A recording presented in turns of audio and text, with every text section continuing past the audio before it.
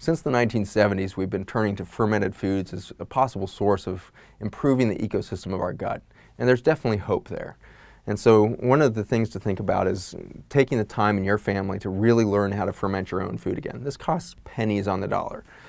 But you can go to the grocery store these days and you can find a wild fermented sauerkraut, or one of my favorites is actually sour Reuben, which is just delicious. It's turnips instead of cabbage to make that one. But these products really need to be wildly fermented, meaning that you're taking the air and allowing the bacteria to come out of the air, not just into your lungs, but also into your food, and start to ferment that vegetable down into a fermented product. So a wild ferment has been exposed to the air, and you get hundreds and hundreds of species that are coming in there.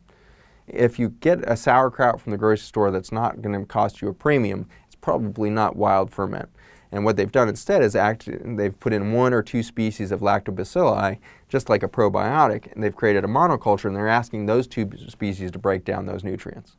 What you're going to get out of there is a very blunted effect. You're not going to get all of the potential out of that nutrient source because you only used 1 or 2 strains. Wild ferment, you're getting hundreds, if not thousands, of strains of bacteria into that fermentation, each one taking the cabbage or the turnip or the beet from its own perspective and breaking it down into unique nutrient sources.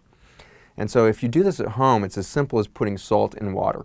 To make your batch of sauerkraut, you take your brine, which is water, and you dump in a couple tablespoons of salt, let that go in your crock, stir it up until it's dissolved, and then just take that big chopped up cabbage and dump it in. You just spent at most maybe $1.50 of cabbage and maybe 2 cents worth of salt and water.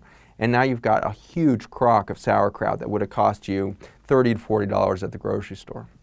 And so massive opportunity to maximize the opportunity at the budget level, but now think about the environment. When you take the crock, don't just leave it in your kitchen. Take that out on the back porch when you're out doing the yard. You've got a towel put over top of it so it'll keep some of the dust and other stuff out of there, but it's going to allow the bacteria to filter in there. And so you may do your lawn work on a Saturday with your crock sitting outside all day long, absorbing all of that microflora of the air out in your garden. Bring that back inside, let it do the digestive process there of that nutrient over the next couple weeks. Skim the water every couple days to keep the top of the water clean, and you can just keep putting the towel back over it. And now the neat thing is you can choose when you like it. So each palate's going to prefer maybe a 2-week sauerkraut. Some people want it much more tart, so they do a 4-week sauerkraut. You get to pick how long you want that thing digesting for you and get as much metabolic diversity, but you also get to enjoy completely new experiences at the palate.